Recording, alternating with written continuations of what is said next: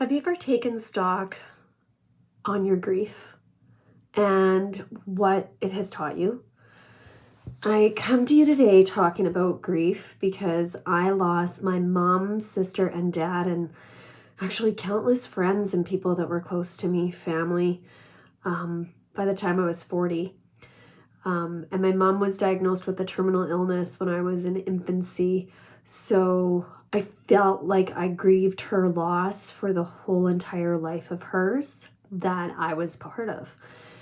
She died when I was 27 and I had two 11-month-old babies, but she had been bedridden for most of those years. And I grieved differently than when I grieved her actual physical loss.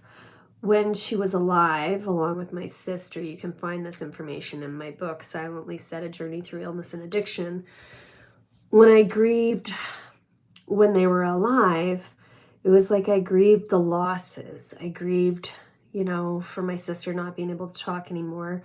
They both had a really rare brain atrophy. And it hurt. I grieved with my mom, a relationship that I never had. So that was just really different and hard.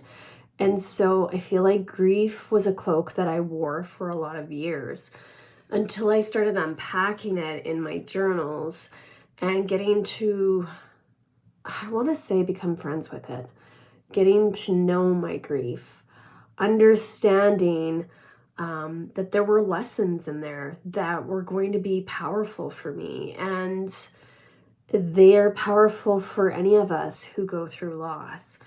When my dad passed away in 2018 of addictions, alcohol,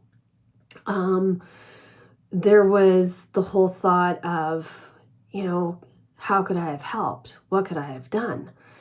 And then it was like, the grief was sad grief in a way that I don't know if I'd say maybe regret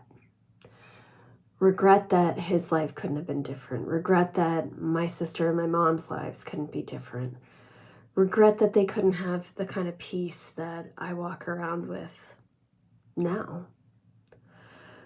And you know what? It's made me actually a better parent. It's made me a more compassionate human.